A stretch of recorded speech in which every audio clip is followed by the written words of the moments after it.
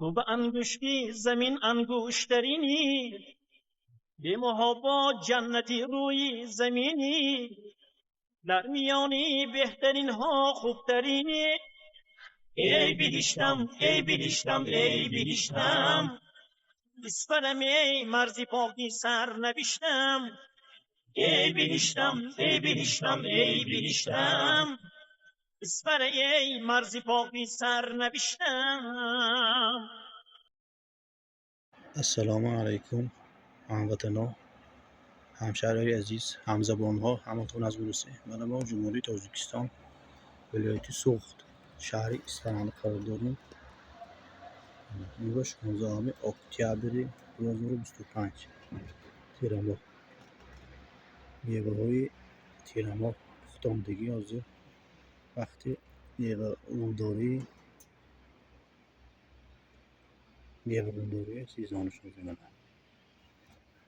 16 اکتبر 2025 اینجا درختی بیهی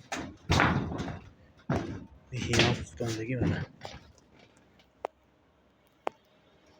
در پایان خرما چوماقای افشاندوش حاصلش اون داشته شدگی منه.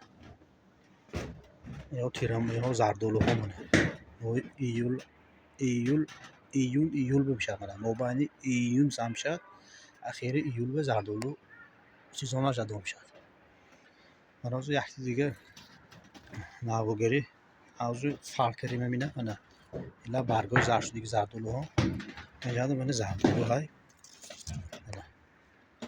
جوشانده منه قاقشی ساده است منه. 16 اکتبر 2025 منه. تاجیکستان شهر اصفهان. دنیا اصلا جوشانش خیلی زب زد خوش شده من خوردنی خوش کشتی شده است من برگش رو کپ کرده کنم.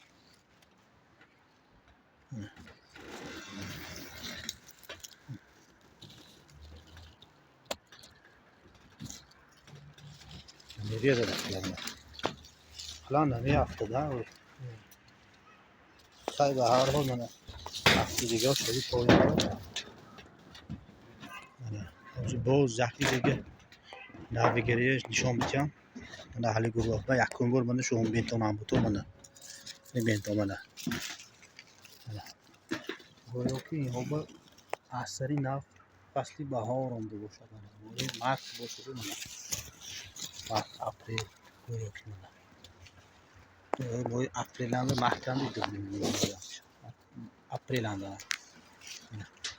سیر از نو بولتر است یعنی پیش بولتر گوش من سیب چه شده است من سیب مایده چالی این سورت این درخت سیب سورتش اطلسیب همین با بین‌های یون به سرنده میپزد تا یون اخیرا تا آگوست میره میداره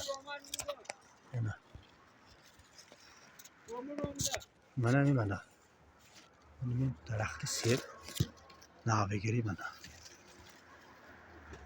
حاصل روشن این جاندا من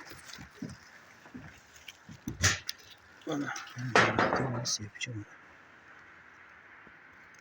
سیب اطلسیب تیرماه با خودست با من یک بار چندگی نپال میامشه با من سیب کرس پیشش من سیب بوجه سیب شدگی من اینجا بوده های سیب من